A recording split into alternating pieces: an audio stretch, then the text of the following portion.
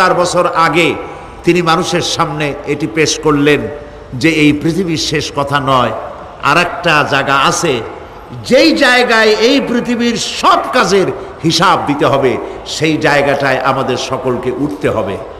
নবী করিম সাল্লাল্লাহু আলাইহি সাল্লাম মানুষকে পরকালের জ্ঞান দিয়েছিলেন, মানুষকে আখিরাতের জবাবদেহিতার কথা বলেছিলেন। জবাবদেহিতা শুধু গভর্নমেন্টের কাছে না, শুধু ঊর্ধ্বতন কর্মকর্তার কাছে না, ট্রান্সপারেন্সি, স্বচ্ছতা, জবাবদেহিতা শুধু ঊর্ধ্বতন কর্মচারী বা কর্মকর্তার কাছে নয়, সব থেকে বড় জবাবদেহিতা হবে কার কাছে? জোরে বলেন, কার কাছে? সে আল্লাহ পাকের কাছে জবাবদেহি করতে হবে প্রত্যেকটি কাজের, প্রত্যেকটি কথার। এই কথাগুলি কোরআনে কারিমে আল্লাহ পাক বিধৃত করেছেন। পরকালের উপরে আল্লাহ যত কথা বলেছেন, পরকালের উপরে ভিত্তি করে, আখিরাতের উপরে ভিত্তি করে আল্লাহ রাব্বুল আলামিন যত কথা বলেছেন, মওতের কথা, কবরের কথা, হাসরের কথা, সিরাতের কথা, মিজানের কথা, জাহান্নামের কথা, জান্নাতের কথা, বিচারের কথা, পরকাল কেন্দ্রিক যত কথা আল্লাহ পাক কোরআন শরীফে বলেছেন, সব কথাগুলি যদি এক জায়গায় করা যায়, গোটা কোরআন শরীফের 10 পারার সমান হয়ে যাবে। সম্ভবত কোরআনে কারিমের এমন কোন রুকু, এমন কোন পাতা নাই যেখানে আকারে ইঙ্গিতে পরকালের জবাবদেহিতা সম্পর্কে একেবারে কিছু বলা হয়নি। এই পরকাল কেন্দ্রিক কথাগুলির কারণেই সেই জামানার চোর, ডাকাত, ছিনতাইকারী, ধর্ষণকারী সব হেদায়েত হয়ে গিয়েছিল, আর মানুষগুলি পৃথিবীর সর্বশ্রেষ্ঠ সম্মানিত জাতিতে পরিণত হয়ে গেছিল। ঠিক কিনা বলেন? সত্য কিনা বলেন? সন্ত্রাস বন্ধ করতে হলে নৈতিকতার সৃষ্টি করতে হবে, আর নৈতিকতার সৃষ্টি কোরআন ছাড়া আর কিছুতেই করতে পারে না। আমার শিক্ষাঙ্গনে, কলেজ, বিশ্ববিদ্যালয়, হাই স্কুলগুলিতে যে ধরনের মানুষ আজ তৈরি হচ্ছে, আপনারা কি লক্ষ্য করেছেন কি মানুষ হচ্ছে? দেখুন নবীজি কি বলেছেন। আল্লাহর নবী বলেন, ইন্নাল্লাযী লাইসা ফি জাওফিহি শাইউম মিনাল কুরআনি কাল বাইতিল খারিব। যেই স্মৃতির ভিতরে, যেই দেহের ভিতরে কোরআন নাই, ওই দেহটা একটা বিরান বাড়ির মতো, একটা পোড়ো বাড়ির মতো। যেই বাড়িতে মানুষ থাকে না, এটাকে বিরান বাড়ি বলে। তো যেখানে মানুষ থাকে না, এটা একটা বাড়ি কিন্তু মানুষ নাই, এই বাড়িতে কি থাকে বলেন তো? বলেন। এই কথার জবাবে প্রায় লোকেরা বলে যে ভূত থাকে। আপনারা এই বিষয়ে একেবারে নিশ্চিন্ত হন, পৃথিবীতে ভূত আর পেতনি বলে কিছু নেই।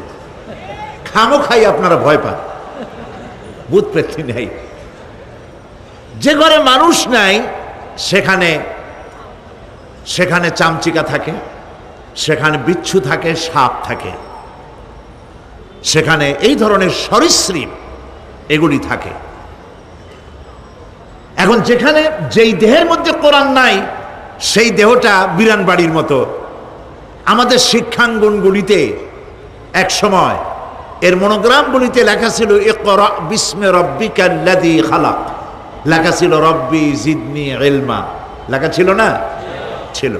1972 সনে যারা ক্ষমতায় এলেন, তারা এসে আল্লাহর কোরআনের আয়াত দুটি তুলে ফেলে দিলেন। এটি কি মিথ্যে না সত্য? এখন কোরআনে কারিম এমনিতেই ওখানে পড়ানো হয় না, পরীক্ষায় পাশ করার জন্য 2-4টা আয়াত, 2-4টা হাদিস, আর তো কিছু নাই। একথা সত্য কিনা? মনোগ্রাম ছিল, কোরআনের আয়াত লেখা ছিল, এই কোরআনের আয়াত তুলে দেওয়া হলো। এখন কোরআন নাই। কোরআন নাই কি আছে? যেই দেহের ভিতরে কোরআন নাই, যে স্মৃতিতে কোরআন নাই, সেটা বিরান বাড়ির মতো। বিরান বাড়িতে বিচ্ছু থাকে, সাপ থাকে, কুইচা থাকে, সেখানে হিংস্র প্রাণী থাকে। যেখানে যে শিক্ষাঙ্গনগুলিতে কোরআন নাই, সেই শিক্ষাঙ্গনিতে ওই সব জিনিস থাকে যা বিরান বাড়িতে থাকে।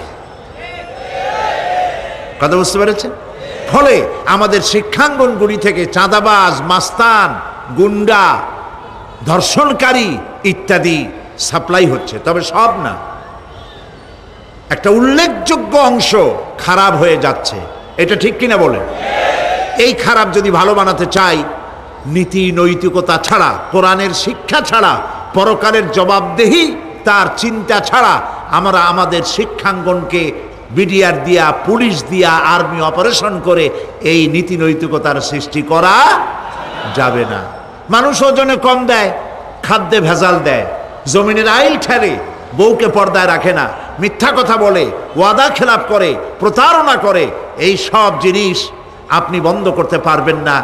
ক্লিন হার্ট তো ভালো, এর থেকেও বড় কোনো অপারেশন যদি থাকে, সে অপারেশন করেও মানব গোষ্ঠীকে ভালো বানানো যাবে না।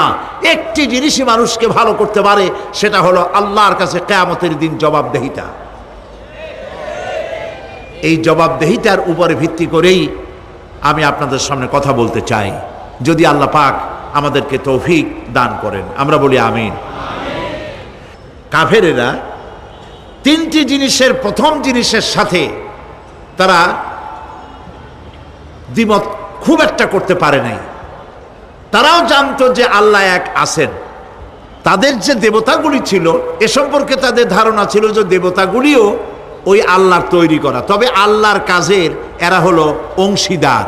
যেরকম গভর্নমেন্টের একজন প্রধানমন্ত্রী থাকে আর একজন প্রেসিডেন্ট থাকে, আর বিভিন্ন বিভাগে মন্ত্রীরা থাকে, আল্লাহরও ওইভাবে রাষ্ট্র, আল্লাহ বা ভগবান বা গড, তারও এই বিশ্ব এগুলিকে পরিচালনা করার জন্য বিভিন্ন মন্ত্রণালয় আছে, আর ওই সব মন্ত্রণালয়গুলিতে আমাদের দেবতাগুলিকে এইভাবে শরীক করে রাখা তিনি রেখেছেন। এটা হলো তাদের ধারণা। দুই নম্বরে, নবী করিম সাল্লাল্লাহু আলাইহি ওয়াসাল্লামের রিসালাত সম্পর্কে তাদের এ ব্যাপারে তারা একমত হতে পারে নাই, কিন্তু নবী করিম সাল্লাল্লাহু আলাইহি ওয়াসাল্লাম মিথ্যা কথা বলেছেন নাউজুবিল্লাহ, এটা তারা ধারণা করতে পারতো না। কারণ 40টি বছর পর্যন্ত একটি মিথ্যে কথা তিনি বলেন নাই। সুবহানাল্লাহ বলেন। নবুয়তের আগ পর্যন্ত কোনো মিথ্যে কথা তার কাছ থেকে লোকেরা শোনে নাই। সুবহানাল্লাহ। সারা জীবনেও তিনি কোনো মিথ্যে কথা বলেন নাই। তৃতীয় যে বিষয়টি, এই বিষয় ছিল তাদের মারাত্মক প্রশ্ন, সেটাই আপনাদের সামনে আমি বলবো ইনশাআল্লাহ। পড়েন আমার সাথে। আউযু বিল্লাহি মিনাশ শাইতানির রাজীম। বিসমিল্লাহির রাহমানির রাহিম। শয়তানের ওয়াসওয়াসা থেকে পানাহ চাই। পরম করুণাময় আল্লাহ রাব্বুল আলামিনের নামে শুরু করছি। আম্মা ইয়াতাসাআলুন আনিন নাবাইল আযীমিল্লাযী হুম ফীহি মুখতালিফুন কাল্লা সায়া'লামুনা সুম্মা কাল্লা সায়া'লামুন। সূরা নাবা। নবী করিম সাল্লাল্লাহু আলাইহি ওয়াসাল্লাম বলেছেন, কেউ যদি দুনিয়ায় বেঁচে থেকে জীবিত চোখ দিয়ে পরকাল দেখতে চায়, পরকাল তো আমরা দেখতেছি না, কি বলেন? আমরা দেখতেছি? আমাদের কোন আত্মীয় স্বজন, মরা আত্মীয় স্বজন বেঁচে এসে ওই জগৎ সম্পর্কে আমাদেরকে কিছু বলতে পারতেছে? কেউ পারেনি। কাজেই সেই পরকালটা কেমন হবে, নবী করিম সাল্লাল্লাহু আলাইহি ওয়াসাল্লাম বলেছেন, কেউ যদি দেখতে চায়, তাহলে দুনিয়ায় বেঁচে থাকা অবস্থায় কেউ যদি পরকাল দেখতে চায়, তাহলে সে যেন সূরা নাবা, সূরা নাজিআত, সূরা তাকবীর, সূরা আল ইনফিতার সে যেন পড়ে। তাহলে কিয়ামত তার চোখের সামনে ভেসে উঠবে। সুবহানাল্লাহ। আল্লাহ পাক বলছেন, আম্মা ইয়াতাসাআলুন, তারা কি সব ব্যাপারে জিজ্ঞাসাবাদ করছে? আনিন নাবাইল আযীম, সেই মহা ব্যাপারটি, সেই মহা খবরের ব্যাপারেই কি তারা এসব প্রশ্ন করছে? আল্লাযী হুম ফীহি মুখতালিফুন, যে ব্যাপারে তারা নিজেরাই মতদ্বৈততায় ভুগছে এবং নিজেরাই ঠাট্টা বিদ্রুপ ইত্যাদি করে বেড়াচ্ছে। কাল্লা সায়া'লামুন, কখনো নয়, অবশ্যই তারা জানতে পারবে। সুম্মা কাল্লা সায়া'লামুন, পুনরায় বলছি, অবশ্যই তারা এই বিষয়টি জানতে পারবে। এ হলো আয়াত যদ্দূর পড়েছিলাম তার শাব্দিক তরজমা। এরা আম্মা ইয়াতাসাআলুন আনিন নাবাইল আযীম, নাবাইল আযীম বলতে কিয়ামত এবং পরকালকে বুঝায়। ইয়াতাসালুন বলতে জিজ্ঞাসাবাদ, পরস্পর পরস্পরকে তারা জিজ্ঞাসা করত, কি ভাই আমরা নাকি মরে যাব, তারপর নাকি জিন্দা হব, এটা কেমন কথা? আল্লাযী হুম ফীহি মুখতালিফুন, যে বিষয় নিয়ে তারা পরকালের বিষয়টি নিয়ে পরস্পর পরস্পরে ঠাট্টা করত, বিদ্রূপ করত। পরকাল সম্পর্কে অবিশ্বাসী যারা ছিল তাদের প্রশ্নগুলো কিরকম ছিল, কোরআনে কারীম তা বিধৃত করছে। প্রিয় ভাই সব, কোরআন কোনো গোপন কিতাব নয়। আল্লাহ পাক কোনো জিনিস গোপন রাখেন নাই, সব জিনিসকে মানুষের সামনে স্পষ্ট করে দিয়েছে। সুবহানাল্লাহ বলেন। কিন্তু এখানে একটা দুঃখ আছে, সেটা হলো এই যে কোরআন শরীফ সম্পর্কে আমাদের মুসলমানদের একটি গ্রুপ, একটি দল, তারা বলে বেড়ান যে কোরআন তো আসলে আমরা বুঝবো না, আমরা হলাম পাবলিক, কোরআনের আমরা বুঝবো কি, এগুলি সব আলেম ওলামাদের কাম, আমরা বুঝবো না। আসেন আমাদের অন্যরা কি বলে, হুজুররা কি বলে দেখি, সেই সব বইপত্র পড়ি। প্রিয় ভাই সব, বুজুর্গরা মুরব্বীরা যে কথা বলেন সে কথা যে সঠিক তা বোঝার জন্যই তো কোরআন প্রয়োজন। কোরআনই যদি না বুঝলেন তাহলে তারা আপনাদেরকে বিভ্রান্ত করছে কিনা সেটা তো আপনি বুঝতে পারবেন না। কথা ঠিক কিনা বলেন? এখন কোরআন বোঝা যারা বলেন যে এটা কোরআন বোঝা সহজ নয়, কঠিন, আমার চিন্তায় এই লোকগুলি, এই বিশাল একটি গ্রুপ, একটি দল, শয়তানের বড় রকমের ওয়াসওয়াসার ভিতরে তারা নিমজ্জিত হয়ে গেছে। আল্লাহ মেহেরবানি করে এই ভাইদের দৃষ্টিকে খুলে দিন, যাতে তারা বুঝতে পারে যে কোরআন শুধু আলেম ওলামাদের জন্য নয়, কোরআন পৃথিবীর সমস্ত মানুষের জন্য। হুদাল্লিল আলিমিন তো আল্লাহ পাক বলেন নাই আলেমদের জন্য নাজিল করেছি, তা তো বলেন নাই, বলেছেন হুদাল্লিন নাস, সমস্ত মানুষের জন্য কোরআন দেওয়া হয়েছে। এখন কোরআন বোঝা কঠিন না সহজ? এই প্রশ্নের জবাবে আল্লাহ রাব্বুল আলামিন, আমরা প্রশ্ন করব, আমাদের প্রশ্ন করার অনেক আগে আল্লাহ রাব্বুল আলামিন সূরা কামারের ভিতরে একটি প্রশ্নের জবাব 4 বার দিয়েছেন। আল্লাহ পাক বলেছেন, ওয়া লাকাদ ইয়াসসারনাল কুরআনা লিযিকর ফাহাল মিন মুদ্দাকির। আল্লাহ পাক বলেন, আমি আল্লাহ অবশ্যই কোরআনকে মুখস্থ করার জন্য আর কোরআন বোঝার জন্য মানুষের কাছে আমি সহজ করে দিয়েছি। ফাহাল মিন মুদ্দাকির, আছে কে কেউ এর থেকে উপদেশ গ্রহণ করার? 4 বার আল্লাহ পাক বলেছেন সূরা কামারের ভিতরে, অবশ্যই কোরআন আমি বোঝার জন্য সহজ করে দিয়েছি। সুবহানাল্লাহ বলেন। আমরা বুঝতে চাই না, তাহলে বুঝবো কি করে? বুঝতে চাইলেই তো আমরা বুঝতে পারবো, চেষ্টা করলেই বুঝতে পারবো। কোরআনে কারীমের এই সূরাটির দিকে লক্ষ্য করে আল্লাহ পাক বলছেন, কাফেরেরা এটা বিশ্বাস করতো না, বিশ্বাস না করে তারা কি সব প্রশ্ন উঠাইতো, সেই প্রশ্নগুলো আল্লাহ পাক তুলে ধরেছেন। আরেকটি জিনিস লক্ষ্য করুন, আল্লাহর চাইতে শক্তিধর পৃথিবীতে কেউ আছে? আকাশে কেউ আছে? কোথাও কেউ আছে? কেউ নাই। আল্লাহরে অস্বীকার করছে একদল লোক, বলতেছে মানি না। আল্লাহ পাক ফেরেশতা পাঠায় দিলেন, ওদের গর্দান পিটাই ভাঙ্গে দাও, আমারে মানে না কে? এইরকম কি আল্লাহ করছে? না, করেন নাই। ওরা বলে পরকাল মানি না, আল্লাহরে মানি না। আল্লাহ পাক কোরআনে যুক্তি দিয়েছেন, আর নবী করিম সাল্লাল্লাহু আলাইহি সাল্লামকে বলেছেন, ইন্নামা আনতা মুযাক্কিরুন লাস্তা আলাইহিম বিমুসাইতির।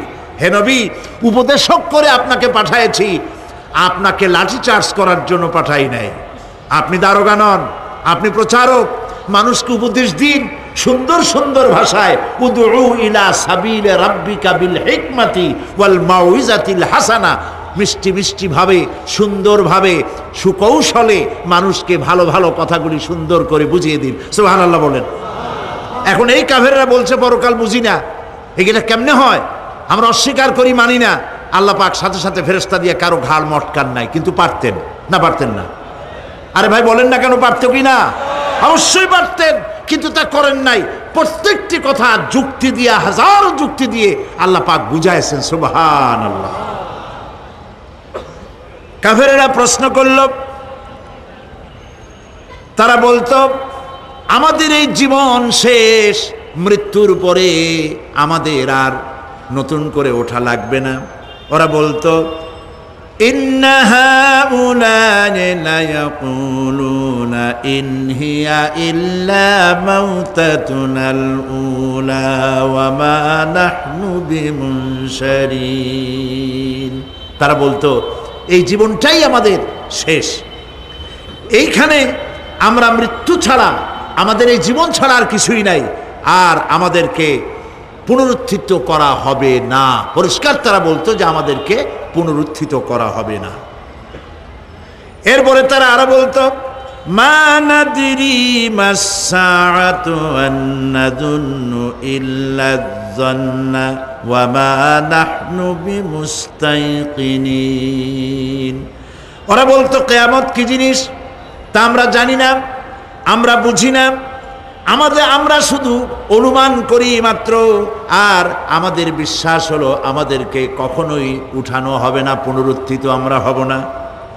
প্রিয় ভাই সব, এইভাবে তারা পরকালকে অস্বীকার করার কথাগুলি তারা বলতো। কাফেরেরা প্রশ্ন তুলতো আমরা আর আমাদের মৃত্যুর পরে আর আমাদেরকে জিন্দা করা হবে না।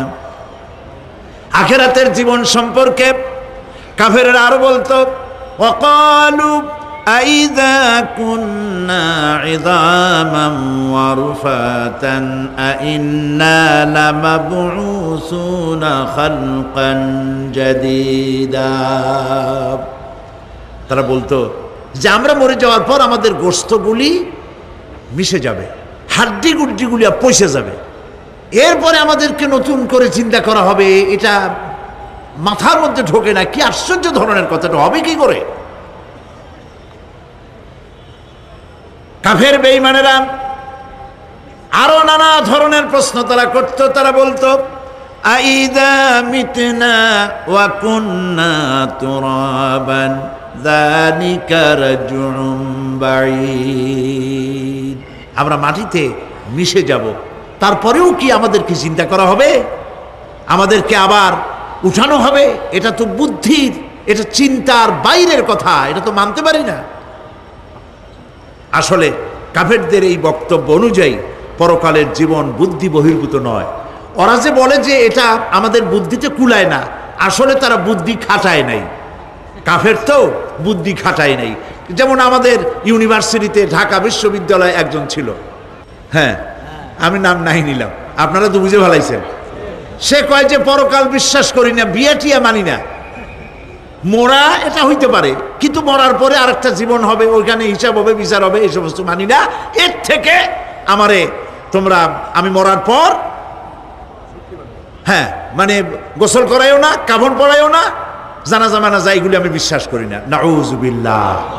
কত বড় কপাল পোড়া, কত বড় কপাল পোড়া। ও মরার পর তার এই চিন্তা সম্পর্কে যখন আমি জানতে পেরেছি, আমার ধারণা হয়েছে ওই লোকটার উপরে আমার খুব দুঃখ হয় না। যেরকম কত কাফের আসছে, কত নাস্তিক আসছে, বিদায় হয়ে গেছে, এগুলো কোনো ব্যাপার না দুনিয়ার ইতিহাসে। সব থেকে বড় ব্যাপার হলো এই লোকটি বাংলা বিভাগে বছরের পর বছর, যুগের পর যুগ শিক্ষকতা করেছে ঢাকা বিশ্ববিদ্যালয়ে। সে কত সোনার টুকরা ছেলেকে কয়লার খনি বানায় দিয়েছে। এই জন্য বিশ্ববিদ্যালয়ে যারা চাকরি করে সরকারের দেখা উচিত কাদেরকে চাকরি, সেখানে শিক্ষকতা করার জন্য কাদেরকে নিয়োগ করা হচ্ছে, তারা নামাজি কিনা, তারা পরিষ্কার কিনা, তারা জেনাকার কিনা, তারা মদ খায় কিনা, তারা শয়তানি করে কিনা, দেখে শুনে ভালো মানুষ দেওয়া উচিত। মরে গেল, তারপরে তাকে রাখা হলো ডায়াবেটিক সেন্টারের মারিচুয়ারি ডিপ ফ্রিজের মধ্যে। তিনি বলে গেলেন আমি মরার পর আমাকে মেডিকেল কলেজে পাঠায় দিও, তারা আমারে কাটা ছেঁড়া করিয়া তারপরে অপারেশন শিখবে। তো তার নসিহত অনুযায়ী তাই করা হলো, ওসিয়ত অনুযায়ী। যখন মেডিকেল কলেজের ছেলেরা টের পেল যে ওই নাস্তিকরে আনতেছে মেডিকেল কলেজে অপারেশন করে আমাদের শেখাবার জন্য, তারা বললো আল্লাহর হস্তে মাপ চাই, এই শয়তানের এদিকে আনবেন না। কারণ সারা জীবন সে আল্লাহরে মানে না, অস্বীকার করেছে। পরে কাটা ছিঁড়া করে আমরা যদি কিছু শিখি তো তাই দিয়া যে রুগী ভালো হবে, অপারেশন করলে সেটাও মরবে। সুতরাং মাপ চাই, ফিরাইয়া এখন ওইটার কি অবস্থা হয়েছে আমি জানি না, লেটেস্ট নিউজ জানি না কোথায় আছে।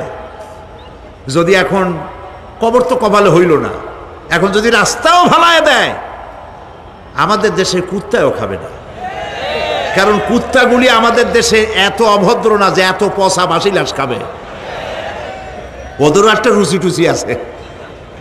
প্রিয় ভাই সব, এদের চিন্তা, এদের বুদ্ধি হলো, এদের বুদ্ধি সীমিত বুদ্ধি। আর আল্লাহ কোরআনে বুদ্ধির কথা বলেন নাই, আল্লাহ বলেছেন জ্ঞানের কথা। আর ওরা হলো বুদ্ধিজীবী। ওরা কি জীবী কন? বুদ্ধিজীবী। আচ্ছা, আপনারা একটা প্রশ্নের জবাব দেন তো, দুনিয়ার সব থেকে বড় বুদ্ধিজীবী কেনা? মাশাআল্লাহ, আপনাদের ওয়াজ না শুনাইলেও হবে, আপনারা তো জানি ফেলাইছেন সব। সব থেকে বড় বুদ্ধিজীবীর নাম হলো শয়তান। আর সব থেকে বড় জ্ঞানীর নাম হযরত আদম আলাইহিস সালাম। মানুষের মধ্যে সর্বপ্রথম আল্লাহকে জ্ঞান দান করেছিলেন। সুবহানাল্লাহ কোন। আল্লাহ পাক কোরআনের মধ্যে কোথাও বলেন নাই যে আমি বুদ্ধি দিছি। আল্লাহ পাক বলেছেন ওয়া আল্লামা আদামাল আসমাআ কুল্লাহা, আমি আদমকে সমস্ত জিনিসের জ্ঞান দিয়েছি, নামগুলা শিখাইছি। সুবহানাল্লাহ কোন। ওয়ালাকাদ আতাইনা লুকমানাল হিকমা, আমি লোকমানকে জ্ঞান দান করেছি। ওয়ালাকাদ আতাইনা দাউদা ওয়া সুলাইমানা ইলমা, আমি দাউদ আর সুলাইমানকে কি দিছি? বুদ্ধি দিছি। কি দিছি? জ্ঞান দান করেছি।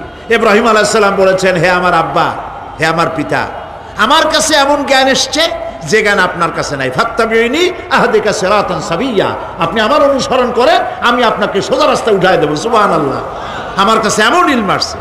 কোরআনে কারিমে আল্লাহ রাব্বুল আলামিন বুদ্ধি শেখো, আল্লাহর কাছে বুদ্ধি কামনা করো, এটা তিনি এক জায়গাও বলেন নাই। বলেছেন আমার কাছে দোয়া চাও, রব্বি জিদনি ইলমা। পড়েন সবাই, রব্বি জিদনি ইলমা। আবার বলেন, রব্বি জিদনি ইলমা। আয় আল্লাহ, তুমি আমার জ্ঞান বৃদ্ধি করে দাও। শয়তান ছিল বুদ্ধিজীবী, আদম আলাইহিস সালাম ছিলেন জ্ঞানী। শয়তান সুদ্দা। আল্লাহ পাক যখন সকলকে বললেন উসজুদু লিআদামা, সবাই মিলে আদমরে সেজদা দাও, ফাসাজাদু, সবাই মিলে সেজদা করলো, ইল্লা মিস্টার ইবলিস সেজদা করলো না। আবা ওয়াস্তাকবারা ওয়া কানা মিনাল কাফিরিন, কপাল পুড়লো, জম্মের পোড়া। এখন ও যে বুদ্ধিজীবী, দুনিয়ার বড় বুদ্ধিজীবী, দেখেন অবস্থা। আল্লাহ পাক জিজ্ঞেস করলেন, ইবলিস রে, আমার হুকুমটা তুই মানলি না কেন? কোন জিনিস তোরে বাধা দিল আমার হুকুম অমান্য করতে? মানলি না কেন? ও তখন, ও তো বুদ্ধিজীবী, বুদ্ধির আশ্রয় নিয়েছে। সে বলছে, আল্লাহ পাক, এটা মানি নাই একটা বৈজ্ঞানিক কারণেই, একটি দার্শনিক কারণেই মানতে পারি নাই। কারণ হচ্ছে খালাকতানি মিন নার ওয়া খালাকতাহু মিন তিন, তারে বানাইছো মাটি দিয়া, আমারে বানাইছো আগুন দিয়া, আনা খায়রুম মিনহু, আমি ওর থেকে অনেক ভালো। নাউযুবিল্লাহ। কত বড় কপাল পোড়া। আগুনের গতি হলো ঊর্ধ্বমুখী, মাটির গতি নিম্নমুখী। ঊর্ধ্বগতি সম্পন্ন একটা জিনিসকে নিম্নমুখী জিনিসের সামনে মাথা নত করতে বলা তোমার একটা অবৈজ্ঞানিক অদার্শনিক হুকুম হয়ে গেছে। নাউযুবিল্লাহি মিন যালিক। আল্লাহ পাক বললেন, ইন্নাকা রাজিম, মরদুদ, বিতাড়িত, সব আমল বরবাদ করে দিলাম। দেখেন, অপরাধ শয়তান করেছে, অপরাধ আদম আলাইহিস সালামও করেছে। একজন অপরাধ করে শয়তান হয়ে গেল, আর একজন অপরাধ করে আল্লাহর পয়গম্বর হয়ে গেলেন। সুবহানাল্লাহ বলবেন না? কেন? কারণ হলো শয়তান বুদ্ধিজীবী, বুদ্ধির আশ্রয় নিল। আদম আলাইহিস সালাম তিনি বুদ্ধির আশ্রয় নেন নাই, তিনি আকলের, তার জ্ঞানের কাছে তিনি আশ্রয় নিয়েছেন। অর্থাৎ তিনি চিন্তা করতেছিলেন যে আল্লাহ পাক আমাকে নিষেধ করলেন একটা গাছের কাছে যেতে, আমিও গেলাম, বউও গেল, যা নিষেধ করলেন সেটা করলাম। এখন যদি আল্লাহ আমারে প্রশ্ন করেন যে আমার হুকুম অমান্য করলা কেন, কি জবাব দেব? আদম আলাইহিস সালাম জবাব খুঁজে পাচ্ছিলেন না। কিন্তু আমি ওই আয়াত তেলাওয়াত করার পর সর্বপ্রথম সেই ছাত্র জীবনে আমি চিন্তা করলাম জবাব তো একটা দিতে উনি পারতেন। ছাত্র মানুষের মধ্যে তো নানান চিন্তা আসে, তো আমার চিন্তা আসলো উনি একটা জবাব তো দিতে পারতেন, আমাদের আবাল বাসার একটা জবাব তো দিতে পারতেন, এই যে আল্লাহ পাক সবই ঠিক আছে, অপরাধ আমি করেছি, ভুল আমি করেছি, কিন্তু আমার এটা জানতে ইচ্ছে হয় জান্নাতের সমস্ত নাজ নেয়ামত আমার জন্য তুমি জায়েজ করে দিলা যে গাছটার কাছে যাওয়া যাবে না, ফল খাওয়া যাবে না, এরকম একটা গাছ জান্নাতের মধ্যে বানাইয়া আমার বিপদে ভালাইলা কেন? এরকম একটা জবাব তিনি দিতে পারতেন, কিন্তু তিনি দেন নাই। কারণ তিনি বুঝতে পেরেছেন মহাশক্তিধর আকাশ আর জমিনের মালিক আল্লাহ রাব্বুল আলামিনের সামনে আর্গুমেন্ট চলে না, তার সামনে আর্গুমেন্ট চলে না, সারেন্ডার চলে, আত্মসমর্পণ করা চলে।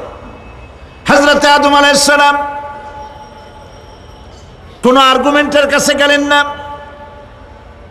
কেঁদে কেঁদে অস্থির হয়ে যাচ্ছেন। আল্লাহ রাব্বুল আলামিন যখন প্রশ্ন করবেন, আদম রে আমার হুকুম ভাঙলি কেন, অমান্য করলি কেন, কি জবাব দেব?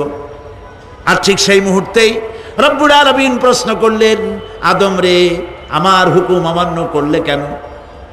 হযরত আদম আলাইহিস সালাম কোনো বুদ্ধির আশ্রয় না নিয়া তার জ্ঞান তাকে বলে দিল, আল্লাহ তাকে কালেমা শিখায় দিলেন। উদ্বুদ্ধ হয়ে তিনি আল্লাহ রাব্বুল আলামিনের সামনে মাথা নত করে দিয়ে বললেন, রব্বানা যালামনা আনফুসানা ওয়া ইল্লাম তাগফির লানা ওয়া তারহামনা লানাকুনান্না মিনাল খাসিরিন। রব্বানা যালামনা, হে আল্লাহ আমি আমার নফসের পরে, যালামনা আনফুসানা আমি আমার নফসের পরে জুলম করেছি, অত্যাচার করেছি। ওয়া ইল্লাম তাগফির লানা, তুমি যদি আমাকে ক্ষমা না করো। জ্ঞান কত দেখেন, শুধু ক্ষমা চান নাই, বলেছেন তুমি যদি আমাকে ক্ষমা না করো, ওয়া তারহামনা আর যদি দয়া না করো, লানাকুনান্না মিনাল খাসিরিন আমি ক্ষতিগ্রস্ত হয়ে যাব। কতটা জ্ঞানের অধিকারী তিনি! তিনি এটা বললেন না যে শুধু মাফ করে দাও, শুধু মাফ করলে হবে না, মাফও করা লাগবে, আর আগে যেমন দয়া করতে স্নেহ করতে সেটাও করা লাগবে। সুবহানাল্লাহ। আল্লাহ পাক রাজি হয়ে গেলেন, রাজি হন নাই? আল্লাহ রাব্বুল আলামিন হযরত আদম আলাইহিস সালামকে শুধু ক্ষমা করলেন না, ক্ষমাও করলেন, আর নবীর মর্যাদা দিয়ে আল্লাহ রাব্বুল আলামিন দুনিয়ায় পাঠাইয়া দিলেন। সুতরাং বুদ্ধি দিয়ে কাফেররা বুদ্ধির আশ্রয় গ্রহণ করে সর্বনাশ করেছে, যে পরকাল হইতে পারে না, মরে যাব আবার উঠবো, আবার এই শরীর কেমনে তৈরি হবে, এইটা তাদের বুদ্ধিতে কুলায় নাই। কিন্তু বুদ্ধি দিয়া চিন্তা করলে বোঝা যাইতো যে হ্যাঁ পরকাল একটা হইতে পারে। আর একটা কথা বলি, সেটা হলো এই, বহুত মানুষ আছে পরকাল বিশ্বাস করে না, আছে না? এমন আছে। এখন আমরা বিশ্বাস করি পরকাল, আমরা কারা কারা বিশ্বাস করি হাত উঁচু করে দেখান তো। আলহামদুলিল্লাহ বলি, বলেন আলহামদুলিল্লাহ। এখন যারা বিশ্বাস করে না তাদেরকে জানাতে চাই, আমরা যারা পরকালে বিশ্বাস করি, তাহলে পরকাল যদি না হয়, কিয়ামত যদি না হয়, বিচার আচার যদি কিছু না হয়, আমরাও বেঁচে গেলাম, আপনারাও বেঁচে গেলেন। কিন্তু সত্য সত্যই যদি পরকাল একটা হয়, বিচার যদি হয়, আমরা বেঁচে যাব, ফেসে যাবা তোমরা।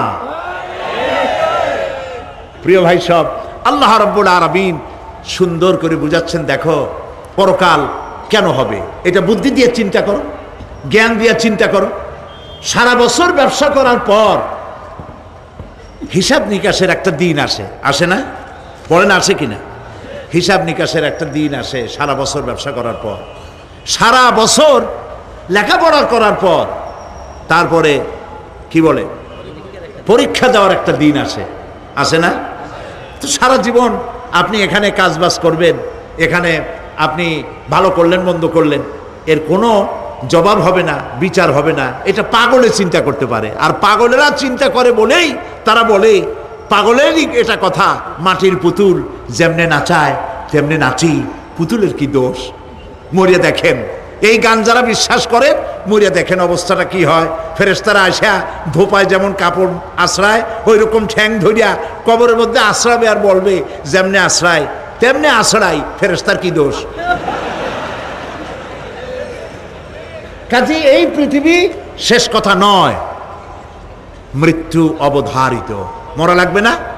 এবার দেখেন আল্লাহ কি বলেন, আল্লাযী খালাকাল মাউতা ওয়াল হায়াতা লিয়াবলুয়াকুম আইয়ুকুম আহসানু আমালা। আল্লাহ পাক বলছেন, আমি মৃত্যু আর জীবন সৃষ্টি করেছি কেন করেছি লক্ষ্য করুন, লিয়াবলুয়াকুম, যাতে করে আমি তোমাদেরকে পরীক্ষা করে নিতে পারি। কি ব্যাপারে? আইয়ুকুম আহসানু আমালা, আমলের দিক থেকে, নেক কাজের মধ্য থেকে, ভালো কাজ এবং খারাপ কাজের মধ্য থেকে, আইয়ুকুম আহসানু আমালা থেকে তোমাদের মধ্যে কে উত্তম, কে ভালো মানুষ, এইটার পরীক্ষা নেওয়ার জন্য আমি মৃত্যু আর জন্মের সৃষ্টি করেছি। প্রিয় ভাই সব খুব লক্ষ্য করুন, জন্ম আর মৃত্যু, জন্ম হলে মৃত্যু হবেই, না হবে না? এই যে একটা ডিউরেশন, একটি সময়, এই সময়টা হলো পরীক্ষার সময়। আমরা যারা পড়াশোনা করেছি, আপনারা পড়াশোনা করেছেন নিশ্চয়ই, কলেজে অথবা হাই স্কুল অথবা মাদ্রাসায় প্রতি বছর একটা করে পরীক্ষা আসে না পরীক্ষা? এই পরীক্ষার ডিউরেশন কত সময়? 3 ঘন্টা। কয় ঘন্টা বলে? 3 ঘন্টা। এই 3 ঘন্টা পরীক্ষা দিতে গিয়ে আপনারা কি কোনো ছাত্রকে দেখেছেন যে প্রশ্নপত্র সামনে নিয়ে গল্প করতেছে, প্রশ্নপত্র সামনে নিয়ে তাস খেলে, জুয়া খেলে, আরেকদিকে তাকায় থাকে? প্রতিটি মুহূর্ত সে কাজে লাগাচ্ছে, প্রতি মুহূর্ত কাজে লাগাচ্ছে। 3 ঘন্টা পুরা হওয়ার 2 ঘন্টার মধ্যে পরীক্ষা তার শেষ হয়ে গেছে, কিন্তু সে চলে যাচ্ছে না, বাকি আরো 1 ঘন্টা আধা ঘন্টা রিভাইজ করতেছে। সে যা যা পরীক্ষা দিয়েছিল প্রশ্ন অনুযায়ী জবাবগুলি ঠিক হয়েছে কিনা সে মিলায় দেখে। কারণ কি? কারণ হলো এই পরীক্ষা যদি ফেল করি, বাপ মায়ের কষ্ট করা পয়সাগুলি বিফলে চলে যাবে, আমি চাকরি পাবো না, আমার জীবনটা 1 বছরের জন্য নষ্ট হয়ে যাবে। এই জন্য সে এত খাটাখাটনি করে পরীক্ষায় ভালো ফল করার জন্য সে পরীক্ষা দেয়, এবং পরীক্ষার রেজাল্ট এই পৃথিবীতেই হয়। ঠিক কিনা বলেন? খাতা দেখতে যতদিন লাগে তারপরে পরীক্ষা হয়। খুব লক্ষ্য করুন, আমাদেরও একটা পরীক্ষা চলতেছে এই পৃথিবীতে, সকলে। ওইটা শিক্ষাঙ্গনের পরীক্ষা, এটা জীবনের পরীক্ষা। এই যে ওর পরীক্ষার ডিউরেশন, সময়কাল 3 ঘন্টা, আর আমাদের পরীক্ষার, সমস্ত মানুষের পরীক্ষার সময়কাল হলো জন্ম থেকে শুরু করে মৃত্যু পর্যন্ত। এর মধ্যে বালেগ হওয়া পর্যন্ত সময়টা কনসিডারেবল, ক্ষমার যোগ্য। 15 বছর 12 বছর বালেগ হইতে যে কয় বছর লাগছে, এইটা যা করছেন যা বলছেন সব মাপ। কিন্তু বালেগ হওয়ার পরের থেকে নিয়ে মৃত্যু পর্যন্ত যা যা করবেন সমস্ত কাজের হিসাব আল্লাহর কাছে দিতে হবে। একটা প্রশ্ন করি আপনাদের কাছে, রাগ করবেন না তো? বলবেন যে কথা বলতে তো আপনি আসছেন, আমাদের দিয়ে খাটান কেন, এরকম চিন্তা করবেন না তো? প্রশ্নটা হচ্ছে, বলেন তো দেখি, পৃথিবীর মধ্যে সবচাইতে মূল্যবান জিনিস, দামি জিনিস কোনটা? হ্যাঁ, ইখতিলাফ হয়ে গিয়েছে, ইখতিলাফ হয়েছে। কেউ বলেছে যৌবন, কেউ বলেছে কোরআন, কেউ বলেছে ইসলাম। আর যারা বেশি বুদ্ধি রাখে তারা খামোশ, তারা কথা বলে নাই। কোনটা কইয়া কোন জ্বালা চুপ করে থাকাই ভালো। সব থেকে মূল্যবান জিনিসের নাম সময়। সব থেকে মূল্যবান জিনিসের নাম কি? এবার বলেন, এই পৃথিবীর মানুষ সব থেকে অপচয় করে কোন জিনিসে? সময়ে। সময়ের অপচয় আমরা যা করি। বাড়িতে আজকে রাত্রে ক্যালকুলেটর, কম্পিউটার, ক্যালকুলেটর না থাকে যদি কাগজ কলম হাতে নেন। জীবনের 15 বছর বাদ দেন, এখন আপনার বয়স এখন যা, এই বয়সে প্রতিদিন ওই যৌবন প্রাপ্তির পর থেকে নিয়ে এই পর্যন্ত প্রতিদিন টেলিভিশনের সামনে নাটক দেখার জন্য, সিনেমা দেখার জন্য, ন্যাশনাল জিওগ্রাফি দেখার জন্য, ডিসকভারি দেখার জন্য, স্পোর্টস দেখার জন্য প্রতিদিন কয় ঘন্টা টিভির সামনে আপনি বসেন। এরপরে আপনি এগুলিকে সপ্তাহে কয় ঘন্টা হয়, মাসে কয় ঘন্টা হয়, বছরে কয় ঘন্টা হয়। বয়স এখন আপনার 50 বছর, 15 বছর বাদ দেন, 35 বছর। হিসাব করেন কয় বছর আপনি টেলিভিশনের সামনে বসা ছিলেন। আমার কথা কি মাথায় ঢুকছে? কয় বছর টেলিভিশন আর সিনেমা হলে বসা ছিলেন? চায়ের দোকানে গল্প করতে গিয়ে, আড্ডা মারতে গিয়ে কতটা সময় নষ্ট করেছেন? রবীন্দ্রনাথ, যতীন্দ্রনাথ, যোগীনাথ, তারপরে শরৎচন্দ্র, এই সমস্ত এই নাম মনে আসলো। কবি, সাহিত্যিক, ঔপন্যাসিক, নাট্যকার, তাদের বইপত্র, গল্পের বই, ভূতের গল্প, এই সমস্ত গল্পের বই পড়িয়া জীবনে কতটা সময় নষ্ট করেছেন। সবগুলি এক জায়গায় করেন, সবগুলি এক জায়গায় করেন। এরপরে আপনার চোখ ছানা বড় হয়ে যাবে, দেখতে পাবেন আপনার জীবনের উল্লেখযোগ্য 35 বছরের কম করে হলেও 20 বা 25 বছর অপচয় হয়ে গেছে, নষ্ট হয়ে গেছে। ইন্না লিল্লাহি ওয়া ইন্না ইলাইহি রাজিউন। জীবনের সবথেকে মূল্যবান সময়গুলি নষ্ট করে ফেলেছি আমরা। আল্লাহ পাক বলেছেন পরীক্ষা নেওয়ার জন্যই এই পৃথিবীতে দিয়েছিলাম। এখন ওর পরীক্ষার, ছাত্রের পরীক্ষার সময় 3 ঘন্টা, রেজাল্ট আউট হবে এখন। আর আপনার আমার পরীক্ষা মৃত্যুতে, জন্ম থেকে শুরু মৃত্যু পর্যন্ত, কিন্তু রেজাল্ট এখানে আউট হবে না। রেজাল্ট আউট হবে কোথায়? কিয়ামতের দিন। কোথায় হবে? হতেই হবে কিয়ামতের দিন। সেদিন এই পৃথিবীতে যারা ভালো কাজ করবে, ভালো কাজের জন্য আল্লাহ পুরস্কার দিবেন, আর মন্দ কাজ যারা করবে তাদের জন্য তিরস্কার তারা পাবেই। এই জন্য বিচার, কিয়ামত হওয়া, বিচার হওয়া, এটা বিবেকের দাবি, এটা জ্ঞানের দাবি। যারা বুদ্ধিজীবী দাবি করে কপাল পোড়া, এরা এটা বোঝে না, এদের মাথার মধ্যে এটা ঢোকে না। ঠিক কিনা বলে? প্রিয় ভাই সব, কিয়ামত হবে এবং কিয়ামতে আল্লাহর দরবারে আমাদের সকলকে উঠতে হবে, এতে কোনো সন্দেহের অবকাশ নাই। এবার দেখেন আল্লাহ পাক এবার যুক্তি দিয়ে বুঝাচ্ছেন। সুবহানাল্লাহ বলেন। তোমরা যারা বলো যে মরে যাব, পচে যাব, মাটির সাথে মিশে যাব, আবার জিন্দা হব কেমনে? আল্লাহ বলে কেমনে জিন্দা হবা বুঝাই। সুবহানাল্লাহ বলেন। আল্লাহ রাব্বুল আলামিন বলেন, আল্লাহুল্লাযী আরসালার রিয়াহা ফাতুসিরু সাহাবা فسقناه إلى بلد ميت فأحيينا به الأرض بعد موتها كذلك النشور। আল্লাহ পাক বলেন, লক্ষ্য করে দেখো, সমুদ্রের লবণাক্ত পানিগুলি বাষ্পীয় আকারে মেঘমালায় পরিণত করে দেই, আর বাতাসকে হুকুম করি মেঘটাকে টেনে নিয়ে যাও অমুক জায়গায়। আল্লাহ যেখানে বৃষ্টি দিতে চান, বাতাস মেঘকে ঠেলে নিয়ে সেখানে নিয়ে আসে, বৃষ্টির পানিগুলি পড়ল। আল্লাহ পাক বলেন, আকাশের সেই বৃষ্টির পানি দিয়া মরা জমিনকে আমি জিন্দা করে দিলাম। ফাআহিয়ানা বিহিল আরদা বাদা মাউতিহা, এই মৃত্যু জমিনকে আমি জিন্দা করলাম। সেখানে তুমি বীজ বপন করলে, সেই বীজগুলি, বীজের মাথা ফাটাইয়া চারাগুলি কে বাড়ি করে দিল? মাটির আস্তরণ, মাটির আস্তরণের মধ্যে কদুর বিচি, লাউর বিচি। আপনারা কদু কন না লাউ বলেন? যেটাই হোক, বুঝলেই হইল, কদু অথবা লাউ একই কথা।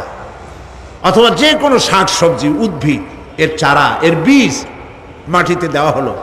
মাটিটা ফেটে চারা, যে পাতা দুটো বেরিয়ে আসলো, এই পাতা কি শক্ত না নরম? তাহলে মাটিটা ফাটাইয়া পাতা দুটো বাইর করে দিল কে? সুবহানাল্লাহ বলে। রব্বুল আলামিন দৃষ্টান্ত দিয়ে বুঝাচ্ছেন, আলাম ইয়াকুন নুতফাতাম মিন মানিয়্যিন ইউমনা সুম্মা কানা আলাকাতান ফাখালাকা ফাসাওয়া فجعل منه الزوجين الذكر والأنثى। আল্লাহ পাক বলেন, মানুষকে নিকৃষ্টতম মাতৃগর্ভে নিক্ষিপ্ত এক ফোঁটা পানি ছিল না, আমি তার থেকে আকার আকৃতি দিয়ে সুগঠিত করে মানুষের আকার দান করেছি, আর মায়ের পেটের ভিতরে আমি নারী আর পুরুষ বানাইছি, কন্যা সন্তান এবং পুত্র সন্তান বানাইছি। সুবহানাল্লাহ। এখন মানুষে কয় যে আমরাও পারি। এই যে ক্লোনিং সিস্টেম একটা শুরু হয়েছে, শুনছেন আপনারা? কথা না কইলে বুঝি কি? ক্লোনিং পদ্ধতি। এটি ক্লোনিং পদ্ধতি, বিজ্ঞানীরা যারাই কাজটা করতেছে, তারা বিশ্ব সভ্যতাকে বিনষ্ট করার একটি মারাত্মক কাজে তারা হাত দিয়েছে। ক্লোনিং পদ্ধতিতে যে যা কিছু তৈরি হয়, এর আগে ভেড়ার বাচ্চা হয়েছে, ছাগলের বাচ্চা বানাইছে, সেগুলি তার মায়ের মতোই হয়েছে অথবা পিতার মতো হয়েছে। পিতার ডিএনএ নিয়ে একটা পুরুষ জাতীয় জন্তুর ডিএনএ অথবা স্ত্রী জাতীয় একটি জন্তুর ডিএনএ নিয়ে তারপরে বিশেষ প্রক্রিয়ার মাধ্যমে সন্তান, এই বাচ্চা উৎপাদনের ব্যবস্থা তারা শুরু করেছে পশু দিয়ে। এরপরে মানুষ এভাবে করা যায় কিনা সেই চিন্তা তারা করেছে। ইতিমধ্যে নাকি দুটো বাচ্চা হয়েছে, এটা সত্য না মিথ্যা এখনো যাচাই করা যায় নাই। কিন্তু পশুর থেকে যেগুলো হয়েছে সবগুলি রোগ নিয়ে আসছে পৃথিবীতে, গেল 1 নম্বর কথা। 2 নম্বরে ডিএনএর মাধ্যমে যে মানব শিশু পয়দা হয় তার সবগুলি তার মায়ের অনুকরণে হয়। একেবারে অবিকল মায়ের চেহারা নিয়ে আসতেছে, অবিকল পিতার চেহারা নিয়ে আসতেছে। চিন্তা করুন, এই মেয়ে যখন বয়সপ্রাপ্তা হবে তখন তার পিতা কি করে বুঝবে তার বউ কোনটা আর মেয়ে কোনটা? উচিত হবে পৃথিবীর সমস্ত নেতৃবৃন্দ, বিশ্ব নেতৃবৃন্দের ঐক্যবদ্ধ হয়ে এই দুঃসাহসিক কাজকে বাধা দিয়ে বন্ধ করে দেওয়া উচিত। আল্লাহর সৃষ্টির সাথে পাল্লা দিতে গেলে ধ্বংস ছাড়া পথ থাকবে না। লক্ষ্য করেছেন, আপনি সাক্ষী দিলে আজ এক সাক্ষী দেবেন, কালকে বলবেন যে ওই সাক্ষী আমি দেইনি। আজকে সই করেছেন, কালকে বলবেন ওই সই আমি করি নাই। কিন্তু আল্লাহ রাব্বুল আলামিন আপনার ফিঙ্গারপ্রিন্ট, আপনার আঙ্গুলের ছাপ এমন করে দিয়েছেন, এই আঙ্গুল দিয়ে যদি কাগজের উপর একটা টিপ মারেন, টিপ সই করেন, আপনার বাবা কবর থেকে উঠে এসেও বলতে পারবে না যেটা আপনার না। আদম আলাইহিস সালাম থেকে নিয়ে আজ পর্যন্ত, আজ থেকে নিয়ে কিয়ামত পর্যন্ত যত মানুষ পৃথিবীতে এসেছে আর আসবে, কোন মানুষের আঙ্গুলের রেখার সঙ্গে আর একজন আঙ্গুলের রেখার মিল হবে না। এ হচ্ছে আমার আল্লাহর সৃষ্টি, সুবহানাল্লাহ। সুতরাং তিনি বলছেন, আমি মাতৃগর্ভের ভিতরে সন্তান তৈরি করি, সেই সন্তানকে কোনটা কন্যা সন্তান, কোনটা পুত্র সন্তান আমি বানাই। এই কাজটা যিনি পারেন, এবার দেখেন সামনে কি বলতেছেন আল্লাহ। এই কাজটি যিনি করতেছেন, আলাইসা যালিকা বিকাদিরিন আলা আইয়ুহিয়াল মাউতা। এত বড় কাজ যিনি সম্পাদন করেছেন, এক ফোঁটা নাপাক পানি, এক ফোঁটা নিকৃষ্ট গান্দা পানি যা শরীর থেকে নির্গত হলে পরে গোসল ফরজ হয়ে যায়, এমন এক ফোঁটা পানি দিয়ে তোমার জন্মের উৎপত্তি করেছি, আকার দিলাম, হাত দিলাম, পাও দিলাম, চোখ দিলাম, সুন্দর করে বানালাম, তারপরে পৃথিবীতে পাঠালাম। এরপরে তুমি কি করে মনে করতে পারো যে সেই আল্লাহ তোমার মৃত্যুর পরে আবার জিন্দা করতে পারবে না? আলাইসা যালিক, আল্লাহ পাক কি তোমাকে মৃত্যুর পরে, আলাইসা যালিকা বিকাদিরিন, আল্লাহ পাকের পক্ষে এটা কি সম্ভব নয় যে তোমার মৃত্যুর পরে আল্লাহ আবার চিন্তা করবেন? বলেন অবশ্যই পারবেন, বলেন অবশ্যই পারবেন। প্রিয় ভাই সব, আল্লাহ পাকের পরে বলছেন, ইয়া আইয়ুহান নাসু ইন কুনতুম ফি রাইবিম মিনাল বা'সি ফাইন্না খালাকনাকুম মিন তুরাব। হে মানব সকল, যদি সন্দেহ হয় যে আমি তোমাদের পরকাল সম্পর্কে, যদি পুনরুত্থান সম্পর্কে যদি তোমাদের সন্দেহ হয়, জানা থাকা উচিত আমি তোমাদেরকে মাটি দিয়ে সৃষ্টি করেছি, মাটির উপকরণ দিয়ে সৃষ্টি করেছি। এই মাটির সাথে মিশে যাবা, আবার উঠানো হবে। মাটিতে কবরের মধ্যে মুর্দা রাখার সময় কি বলি আমরা?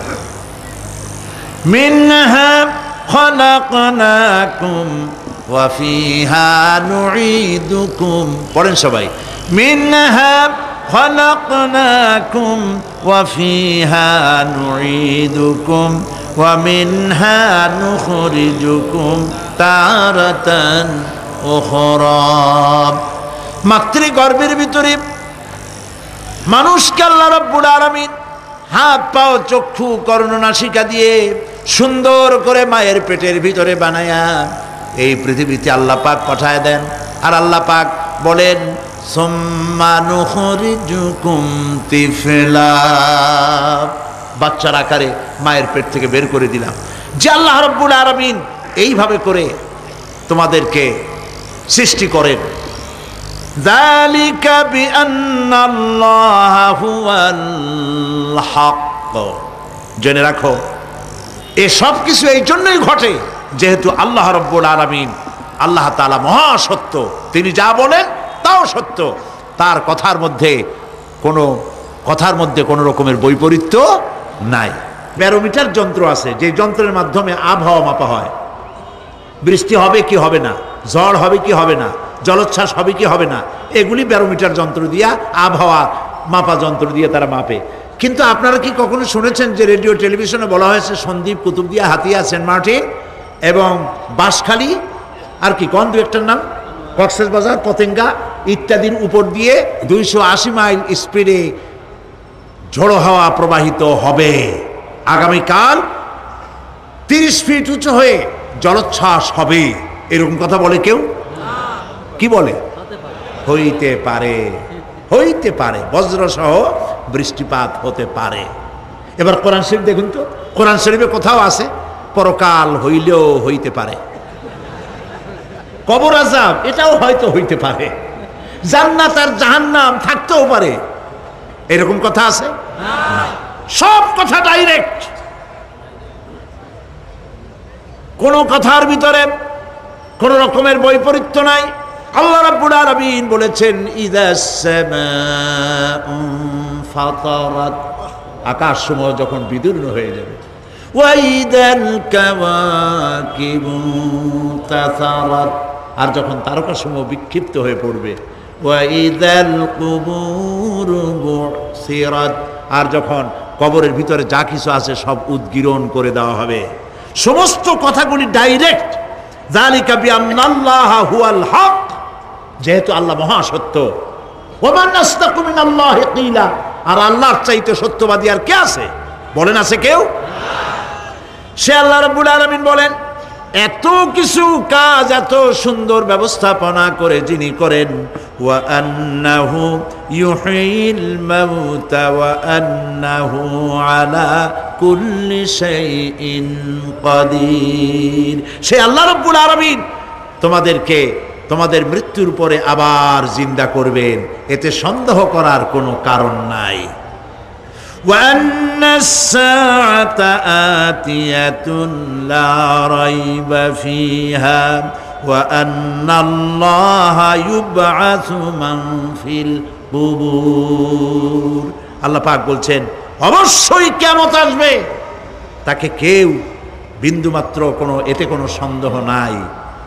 আর وَأَنَّ اللَّهَ يُبْعَثُ مَنْ فِي الْقُبُورِ, আর আল্লাহ পাক অবশ্যই কবরে যা কিছু আছে সব বের করে নিয়ে আসবেন। কান্নাহুম জারাদুম মুনতাশির, যেমন আপনারা দেখছেন কিনা এই যে যখন বন্যা বলে, পানি টানি যখন ওঠে, বন্যা না কি বলে, তুফান, বন্যা ইত্যাদি যখন হওয়ার সম্ভাবনা হয়, তখন মাটি থেকে, গ্রাম্য পরিবেশে দেখা যায় মাটি থেকে পোকামাকড়গুলি এভাবে উঠতে থাকে। দেখছেন না? আপনারা দেখছেন কিনা? পাখাওয়ালা পিঁপড়াগুলি এইভাবে সব উঠতে থাকে। কান্নাহুম জারাদুম মুনতাশির, এইভাবে করে পোকামাকড় পতঙ্গগুলি যেভাবে মাটি থেকে উদ্গত হতে থাকে, সমস্ত খবরগুলি থেকে মানুষগুলি এভাবে উদ্গত হয়ে যাবে। তবে হ্যাঁ, আপনারা একটা প্রশ্ন করতে পারেন যে কবর দিয়ে সব উঠবে, কিন্তু যে মানুষের বাগে খাইছে তার কি হবে?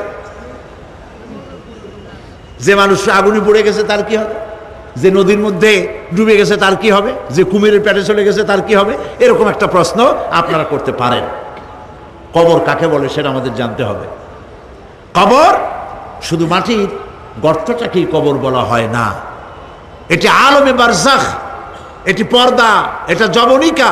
মৃত্যুর পরের জীবনটাই হলো আলমে আখিরাত পর্যন্ত যাইতে যে জীবনটা লাগে, যে একটি সময় আছে, এই সময়টার নামটাই হলো কবর। সেটা গর্তের মধ্যে হইতে পারে, মাটির মধ্যে, সেটা বাঘের পেটে হতে পারে, সেটা কুমিরের পেটে হতে পারে, সেটা পানিতে পচে যেতে পারে, এটা কোনো বিষয় না। আল্লাহ পাক উঠাতে চাইবেন এবং সমস্ত কিছুকে কিয়ামতের দিন আল্লাহ রাব্বুল আলামিন তার দরবারে হাজির করবে। তাহলে আমরা বুঝতে পারলাম যে কিয়ামত যে হবে এই ব্যাপারে কোনো সন্দেহের অবকাশ নাই। এখন ওই কিয়ামতের দিন আল্লাহ রাব্বুল আলামিন আমাদের বিচার নেবেন, হিসাব করবেন। দুনিয়ায় যে পরীক্ষা দিয়েছিলাম, এই পরীক্ষায় যদি কেউ একবার ফেল করে, আর একবার পরীক্ষা দিয়ে পাশ করার সুযোগ আছে, আরো একবার যদি ফেল করে আবার পরীক্ষা দিয়ে পাশ করার সুযোগ আছে। 10 বার পরীক্ষা দিবেন, 10 বার ফেল করবেন, 100 বার পরীক্ষা দিবেন, 100 বার ফেল করবেন, তারপরেও আবার পরীক্ষা দেওয়ার সুযোগ আছে। কিন্তু কিয়ামতের ময়দানে যদি কোনো মানুষ তার জীবনের পরীক্ষায় যদি ফেল করে, দ্বিতীয়বার পরীক্ষা দিয়া পাশ করার আর কোনো সুযোগ নাই। এই পৃথিবীতে জজ কোর্টে কেউ হেরে গেল, হাইকোর্টে আপিল করার সুযোগ আছে। হাইকোর্টে যদি হেরে যায়, সুপ্রিম কোর্টে কেস করে জেতার সুযোগ আছে, আপিল করার সুযোগ আছে। সুপ্রিম কোর্টেও হেরে গেল, প্রেসিডেন্টের কাছে জীবন ভিক্ষা চাওয়া যাইতে পারে। কিন্তু কিয়ামতে আখিরাতে আদালতে ওই জায়গায় মানুষ যদি একবার তার জীবনের মামলায় হেরে যায়, দ্বিতীয়বার আপিল করার আর কোনো জায়গা নাই। কঠিন জায়গা, সেই জায়গা হবে এবং সেখানে সবাইকে উঠতেই হবে। সুতরাং এই যে প্রশ্ন করা হয় যে এই কিয়ামত কবে হবে, এটা বিশ্বাস করি না, হ্যান ত্যান ইত্যাদি, মরলে আবার জিন্দা করবে কে, এই সব প্রশ্নের কোনো দাম নাই। আল্লাহ পাক এই ব্যাপারে আরেকটি কথা বলছেন, ইয়াসআলুনাকা কাআন্নাকা হাফিয়ুন আনহা কুল ইন্নামা ইলমুহা ইনদাল্লাহ ওয়ালাকিন্না আকসারান নাসি লা ইয়ালামুন। হে নবী, এরা আপনার কাছে এই প্রশ্নটা করে এইভাবে যে কিয়ামত কবে আসবে, মনে হয় যেন আপনি এটা জানেন। এই ইলম কিয়ামত কবে হবে মনে হয় যেন আপনি এটা জানেন, সেই জন্য তারা এই প্রশ্নটা করছে। আসলে কুল ইন্নামা ইলমুহা ইনদাল্লাহ, কিয়ামত কবে হবে এটা কে জানেন? ওয়ালাকিন্না আকসারান নাসি লা ইয়ালামুন, অবশ্যই অধিকাংশ মানুষেরা এটা জানে না। কিয়ামত কবে হবে এটা একমাত্র আল্লাহ পাক জানেন। পরকালের জীবন যে হবে এতে কোনো সন্দেহ নাই, সেই ব্যাপারে আল্লাহ পাক বলছেন, আআনতুম আশাদ্দু খালকান আমিস সামাউ বানাহা। তোমরা যে পুনরুত্থান সম্পর্কে অস্বীকার করো, এবার চিন্তা করো, তোমারে বানানো কঠিন না ওই মহা আকাশটা বানানো কঠিন? কোনটা কঠিন বলেন না আপনারা, কোনটা কঠিন? আপনারা একটু তাকায় দেখেন তো, এই যে বিশাল প্যান্ডেল, এই প্যান্ডেলে খুঁটি আছে না নাই? আছে কি না? কতগুলা খুঁটি গুনতে আপনার আধা ঘন্টা খানেক সময় লাগবে, ঠিক না? এই একটা প্যান্ডেল বানাতে যদি এতগুলি খুঁটি লাগে, তাহলে বিশাল আকাশে যদি এই রকম খুঁটি লাগতো আকাশটারে ঝুলায় রাখার জন্য, তাহলে চিন্তা করেন তো, খুঁটির জ্বালায় গাড়ি টাড়ি চালানো যাইতো? আছে কোনো খুঁটি? জোরে বলেন, আছে? নাই। ওই আকাশটাকে আল্লাহ পাক বলছেন, আনতুম আশাদ্দু খালকান আমিস সামাউ বানাহা। তোমারে বানানো কঠিন নয় বিশাল আকাশ বানানো কঠিন? কোনটা কঠিন ছিল? তো ওই আকাশটা বানানোই তো আল্লাহ পাকের কাছে সহজ হয়ে গেছে। তাহলে তোমারে একবার বানাইয়া যে একবার বানাতে পেরেছেন তিনি আবার চিন্তা করতে পারবেন না, এই চিন্তা কেন করো? আল্লাহ রাব্বুল আলামিন কোরআনে কারীমের ভিতরে পরিষ্কার করে বলেছেন, ওরা বলে, কাফের বেঈমানেরা বলে, ক্বালা মান ইউহয়িল ইযামা ওয়া হিয়া রামীম। আমাদের হাড় গোড় যখন পচে যাবে, গলে যাবে, কে আমাদের জিন্দা করবে? জবাবে আল্লাহ পাক বলেন, হে নবী আপনি বলুন, কুল ইউহয়িয়াল্লাযী আনশাহা আউওয়ালা মাররা। আপনি বলে দিন যে আল্লাহ রাব্বুল আলামিন একবার তোমাকে সৃষ্টি করেছেন, প্রথমবার যিনি সৃষ্টি করেছেন, দ্বিতীয়বার মৃত্যুর পরে আবার তিনি জিন্দা করবেন। কেন বিশ্বাস করো না? সুতরাং এই যে আল্লাহ পাক মানুষকে জীবন দিয়েছেন, এই জীবনের পরে মৃত্যু, মৃত্যুর পরে আবার আমাদের সকলকে উঠতে হবে এবং আল্লাহ পাকের দরবারে আমাদেরকে উপস্থিত হতে হবে। এই কথাগুলি যারা অস্বীকার করে, পরকাল যারা মানে না, তাদের সম্পর্কে আল্লাহ পাক বলছেন, والذين كذبوا بآياتنا ولقاء الآخرة حبطت أعمالهم। আল্লাহ পাক বলেন, যারা পরকালকে অস্বীকার করেছে, আখিরাত যারা মানে না, তাদের জিন্দেগীর সকল আমলগুলিকে আল্লাহ পাক বরবাদ করে দিবেন। পরকালের বিশ্বাসের উপরে ভিত্তি করেই মানুষের চরিত্র ভালো হইতে বলেন পারে। একটা দৃষ্টান্ত দেই, একটা দৃষ্টান্ত। এই যে যারা চুরি করে, ডাকাতি করে, সন্ত্রাস করে মানুষ মারে, সন্ত্রাসগুলি করে কি জন্যে? এদের ধারণা নাই যে আল্লাহ পাক আমাদেরকে উঠাইতে পারবে, আমাদের মৃত্যু হবে, পরকালের চিন্তা নাই বলেই তারা এই কাজটা করে। রাতের আধারে কোটি কোটি টাকার অফার আসছে, কেউ দেখে না এইখান থেকে, এই টাকার খাওয়া থেকে, অথবা জেনা করা থেকে, অথবা মদ পান করা থেকে গোল্ডেন অপরচুনিটি, সুযোগ আসছে, জেনা করা যায়, মদ খাওয়া যায়, টাকা নেওয়া যায়, অবৈধ টাকা। এই অপরাধ থেকে বাঁচাতে পারে একমাত্র পরকালের জবাবদেহিতা, আখিরাতের ভয়। আল্লাহর কাছে আমাকে জবাবদিহি করতে হবে, এই ভয় ছাড়া আর কোনো কিছুই মানুষের এই বিপদ থেকে মানুষের চরিত্র ভালো বানাইতে পারে না। মানুষের চরিত্র ভালো বানাবার জন্য এটাই হচ্ছে একমাত্র পথ। সেই জন্য আল্লাহ পাক আখিরাতের জীবন রেখেছেন, উঠতে সেখানে হবেই। এই পৃথিবীতে একবার যখন আসছি, আমাদেরকে জিন্দা আল্লাহ করবেন এবং সমস্ত কথাগুলির জবাব আল্লাহর কাছে দিতে হবে। আল্লাহ রাব্বুল আলামিন বলেন, ওয়াত্তুর ওয়া কিতাবিম মাসতুর ফি রাক্কিম মানশুর ওয়াল বাইতিল মা'মুর ওয়াস সাকফিল মারফু' ওয়াল বাহরিল মাসজুর ইন্না আযাবা রাব্বিকা লাওয়াকি' মা লাহু মিন দাফি'। সূরা তুর। আল্লাহ পাক বলছেন, তুর পাহাড়ের শপথ, তুর পাহাড়ের শপথ, সেই প্রকাশ্য পবিত্র গ্রন্থের শপথ যা লিপিবদ্ধ রয়েছে মুসলিম ঝিল্লিতে, চর্ম ঝিল্লিতে লিপিবদ্ধ রয়েছে। আরো শপথ বাইতুল মামুরের, আরো শপথ সুউচ্চ আকাশের, আরো শপথ উচ্ছ্বাসিত তরঙ্গায়িত সমুদ্রের। নিশ্চয়ই সেই আযাব আসবে, আযাব মানে কিয়ামত, সেই পরকাল অবশ্যই আসবে।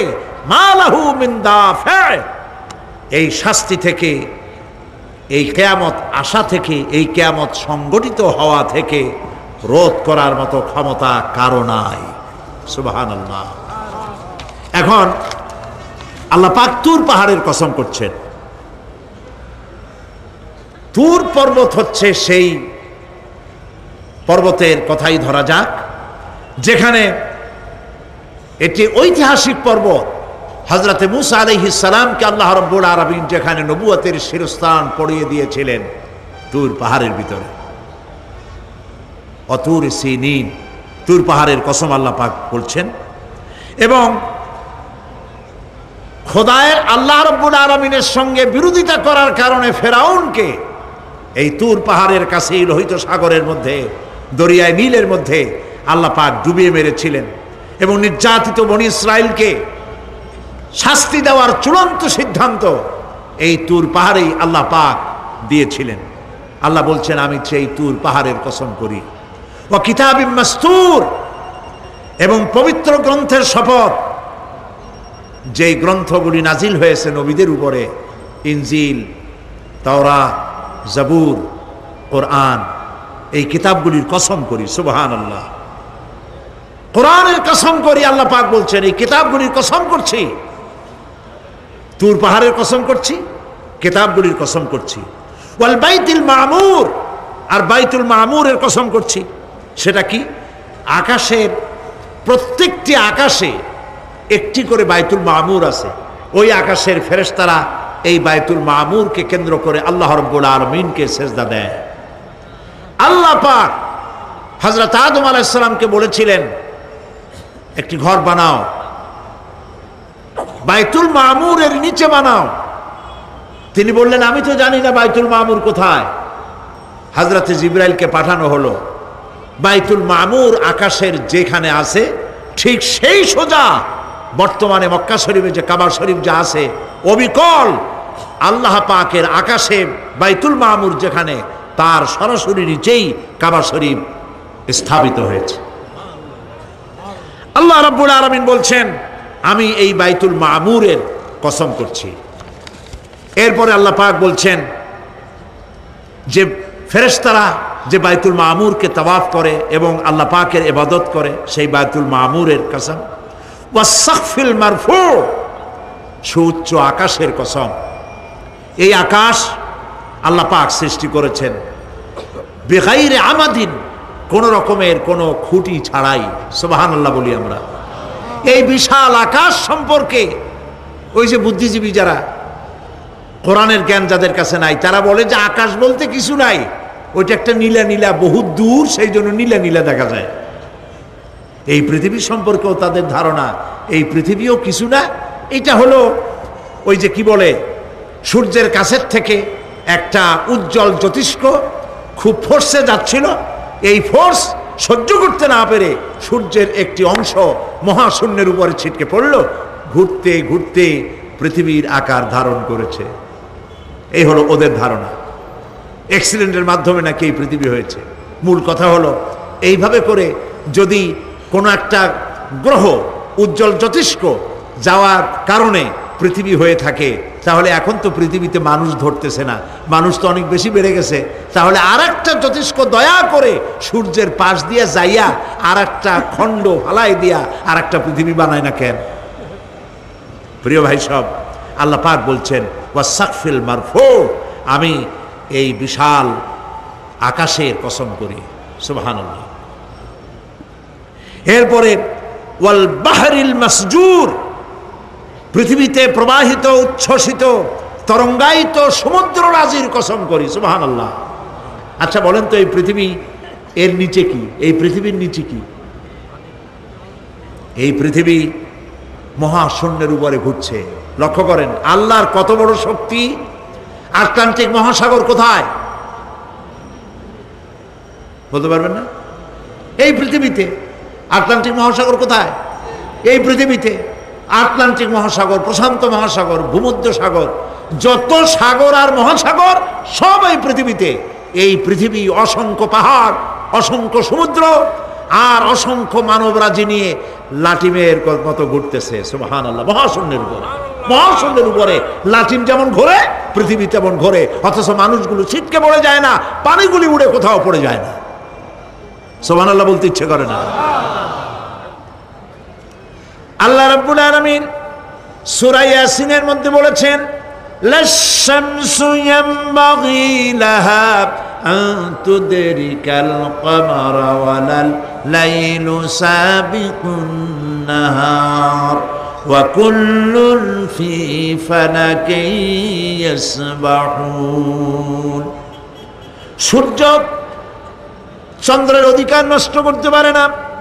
রাত দুপুরের সময় সূর্য উঠবে না, দিনের দুপুর বেলায় চন্দ্র উদিত হয়ে সূর্যের আলোকে নিষ্প্রভ করতে পারে না। চন্দ্র সূর্যের আগে যেতে পারে না, সূর্য চন্দ্রের আগে যেতে পারে না, কারো গায়ে কারো ধাক্কা লাগে না।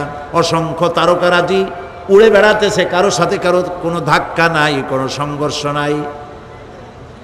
মহাশূন্যের উপরে সূর্য চন্দ্র যেমন ঘোরে, ওয়া কুল্লুন ফি ফালাকি ইয়াসবাহুন, চাঁদ আর সূর্য যেমন ঘোরে, মহাশূন্যে যা আছে তাও ঘোরে।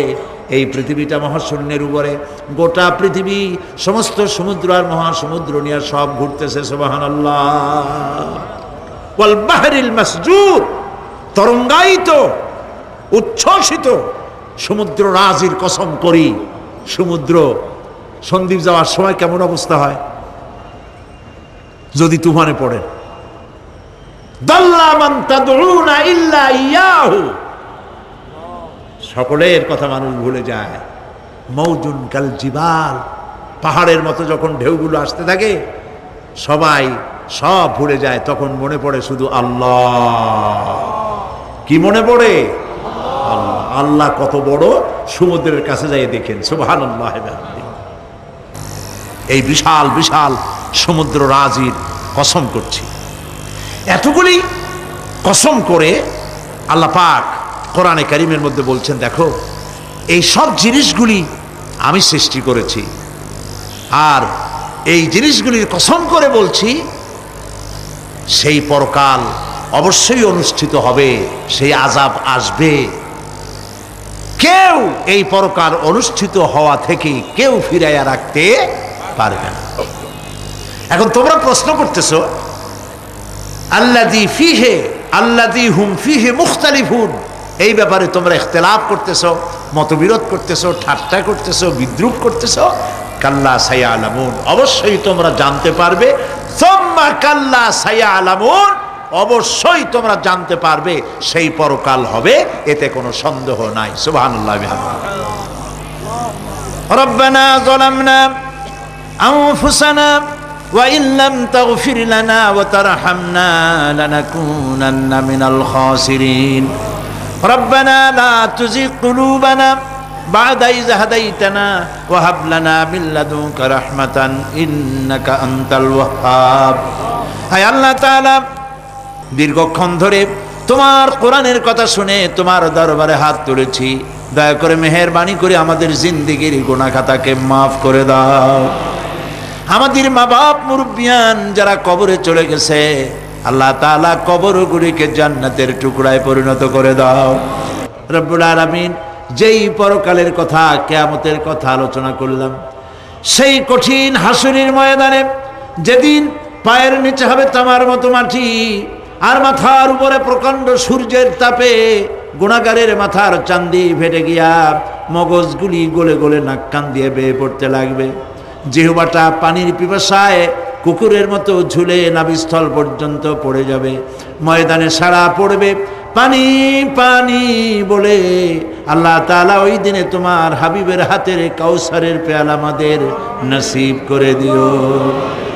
রব্বানা তাকাব্বাল মিন্না ইন্নাকা আনতাস সামিউল আলিম ওয়া তুব আলাইনা ইন্নাকা আনতাত তাওয়াবুর রহিম।